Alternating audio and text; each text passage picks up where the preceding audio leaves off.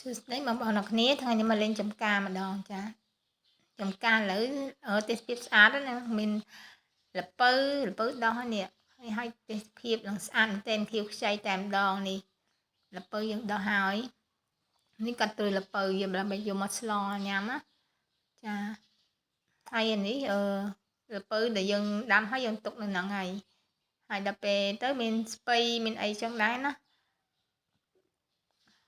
ខៀវខ្ចីហ្មងឃើញនេះក្រាក់នេះគេសម្រាប់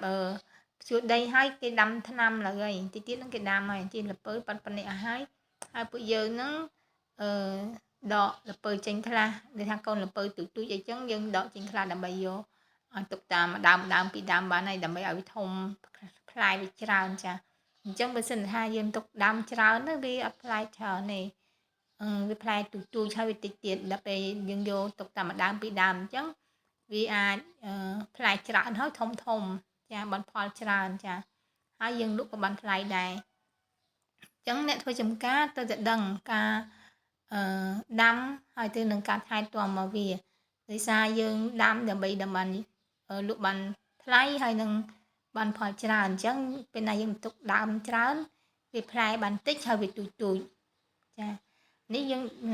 មានក្នុងហ្នឹងវាមានស្ពៃដែរបងប្អូនណាអញ្ចឹងយើងព្រោះស្ពៃហើយយើងយកមកដក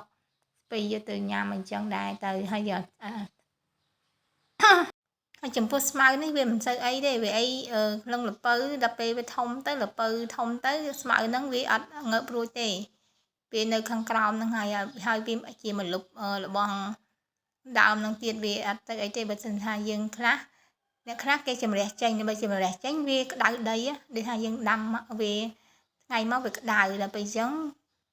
វាក្តៅទៅវាអាចខូចអាល្ពៅហ្នឹងដល់ពេលសិនអញ្ចឹងទុកដើមវាទៅវាទុកស្មៅហ្នឹងទៅវាអាចត្រជាក់អញ្ចឹងដែរចាវាអត់មានបឹកជីជាតិអីម៉ានទេអាស្មៅហ្នឹងចានេះស្ពៃយើងដាំស្ពៃយើងព្រោះហ្នឹងយកដល់ពេលយើងផលល្មមធំហើយយើងមកដកញ៉ាំបានយើងកាត់ញ៉ាំទៅបានចាចឹងវាស្រួលមែនតើការធ្វើចំការវាស្រួលម្យ៉ាងដែរចឹងដំណាំអីក៏យើងមានដែរចាមានស្ពៃមានតឡាចមានតសក់មានល្ពៅចឹងទៅយើងត្រូវការអីញ៉ាំនឹងបានចាស្រុកស្រែវាធម្មតាចឹងតែវាមានគ្រប់ទៅមុខហ្នឹងប៉ុន្តែគាត់ថាវាអត់ប្រេនពេលអ្នកខ្លះគេចូលចិត្តនៅទីក្រុងគេញ៉ាំអីប្រេនចាមានអាឡឹកទៀតឯនេះអាឡឹកទុំឯឥឡូវនេះប៉ុណ្នេះអញ្ចឹងវានៅក្នុងស្រុកខ្ចីចំការមានអីទេរបស់ធម្មជាតិមានតសក់មានល្ពៅតឡាចអាឡឹកអីហ្នឹងស្ពៃ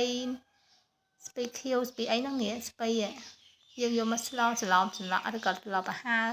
ស្ងោរអញ្ចឹងក៏បានអាឡឹកទុំមកយើងញ៉ាំតាមចិត្តយើងអត់មានចេះខ្វះទេស្អីក៏មានដែរអាឡឹកក៏ល្អហើយទេសភាពឡើងក៏ល្អស្លាស់មុខស្លាស់មាត់ទន្លេទៀតខ្យល់អាកាសបរិសុទ្ធថាស្រួលការរស់នៅគឺស្រួលតែម្ដងអត់មានពិបាកអីទេយើងចង់ញ៉ាំអីញ៉ាំទៅចង់អាឡឹកចង់ល្ពៅចាអរគុណច្រើនបងប្អូនអរគ្នាជួបគ្នាវីដេអូក្រោយ